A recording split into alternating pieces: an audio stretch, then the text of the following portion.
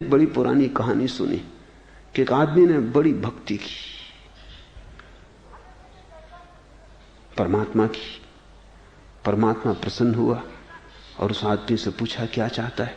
उसने कहा आप मुझे कोई एक ऐसी चीज दे दें कि उससे मैं जो भी मांगू वो मेरी मांग पूरी हो जाए। तो परमात्मा ने उसे एक शंख दिया और कहा कि इस शंख को तू जब भी बजाएगा और इससे जो भी तू कहेगा वो पूरा हो जाए। तू कहेगा ₹1,00,000 चाहिए, शंख बज के पूरा भी ना हो पाएगा, ध्वनि विलीन भी ना हो पाएगी, ₹1,00,000 मौजूद हो जाएंगे। वो आदमी तो बड़ा प्रसन्न हुआ। अब तो कोई बात ही ना रही, जो भी मांगता मिल जाता। उस घर में एक महात्मा एक बार मेहमान हुए। महात्मा ने ये शंख देखा। महात्मा ने कहा ये कुछ भी नहीं है, मेरे पास महाशंख है। उस साधारण ग्रस्त आदमी ने कहा महाशंख, महाशंख की क्या खूबी? तो महात्मा ने कहा महाशंख की खूबी यह कि मांगो लाख देता है 2 लाख। ये तुम्हारा तो 1 ही लाख देता है ना। मेरा महाशंख है, उसको मांगो 2 लाख, वो कहते 4 लाख। ग्रस्त को लोभ बढ़ा।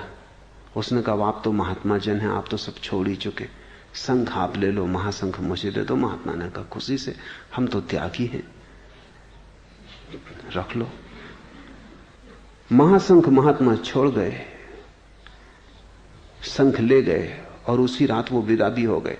सुबह रात भर सो न सका गृहस्थ। सुबह होते ही स्नान ध्यान करके पूजा की, महाशंख फूंका, कहा कि ₹1,00,000 इसी वक्त चाहिए। महाशंख ने कहा लाख? अरे 2 लाख लो। लेकिन कुछ आया करा नहीं। उसने कहा कि भाई क्या हुआ 2 लाख का?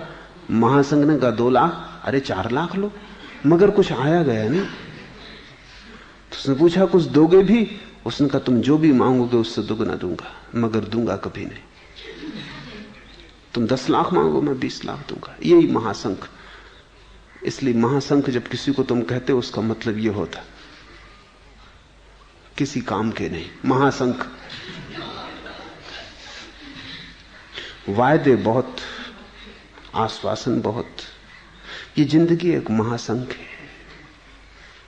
तुम इससे कुछ भी मांगो, जिंदगी आशा बंधाती। अरे इतने में क्या होगा, हम दुगना देने को तैयार हैं, और तुम आशा किए चले जाते हो। जिसने आशा न छोड़ी वो धार्मिक नहीं हो पाता। जिसने आशा की ये व्यर्थता न देखी, जिसने आशा का ये महाशंखपन न पहचाना, वो धार्मिक नहीं हो पाता।